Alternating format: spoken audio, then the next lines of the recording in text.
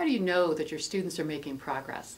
In EFL classes, we often rely on a combination of question and answers with the whole group and paper tests.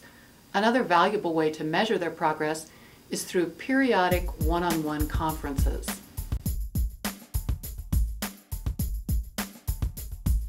I like to keep a portfolio of my students' work during the year to help track their progress.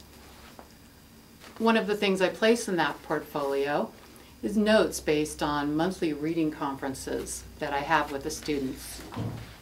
The procedure is simple. After a reading, when the class is working on something quietly at their desk, I call one student aside. I ask him to tell me as much as he can about the story or article we just read. While he's talking, I prompt him a little, but most of the time, I just listen. After he goes back to his desk, I mark a rubric like this one and make some notes about the completeness and accuracy of his retelling. The whole process should take around 5 minutes per student. If I have a small class or private student, I can have these individual assessments more often. If I have a large class, it becomes more difficult, but I think still worthwhile to measure student progress on a regular basis, even if it's only once a month or every 6 weeks. It's a much more real-world or authentic way to think about progress in language learning. Can the student read or hear something and explain it to someone else in a meaningful way?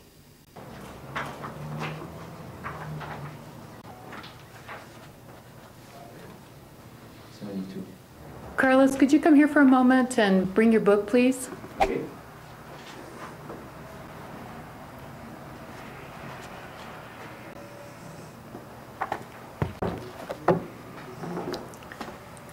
Okay. Hi. Did you get a chance to finish this article about cell phones? Yes, I read.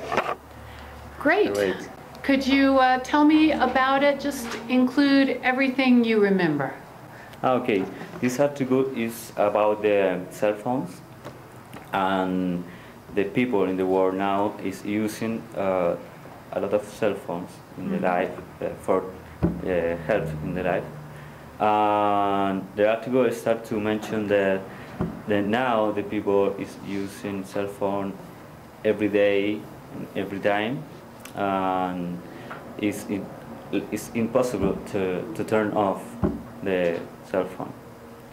And explain about the healthy problem from the cell phone related to the radiation mainly. Because the high tech now is has or contain a small amount of the radiation. Mm-hmm. So some people think that this radiation is not good for the brain. Okay, and probably it's necessary that you don't use the cell phone every day. This is probably dangerous. What do you think about that? I think that it's true. The high-tech probably has radiation, but it's in a small quantity. So probably it's not dangerous for us. But in this article mentioned a case that a salesman who lose their memory about the using the cell phone. Oh, that's interesting. It's interesting. Mm-hmm. He's afraid to, but probably it's a coincidence. Probably that man have problems with the memory and use cell phone too. What did you think of the point of view? Was it fair, or do you think it was unfair or just one side? I think that is a good point of view. They explain a lot of details about the using cell phone, and explain the dangers, the danger using it, but explain that today is not probable the healthy problems.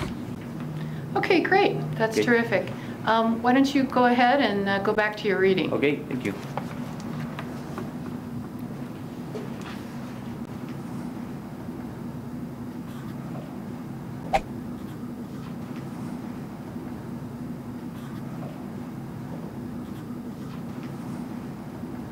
Carlos did a very good job on this reading comprehension assessment.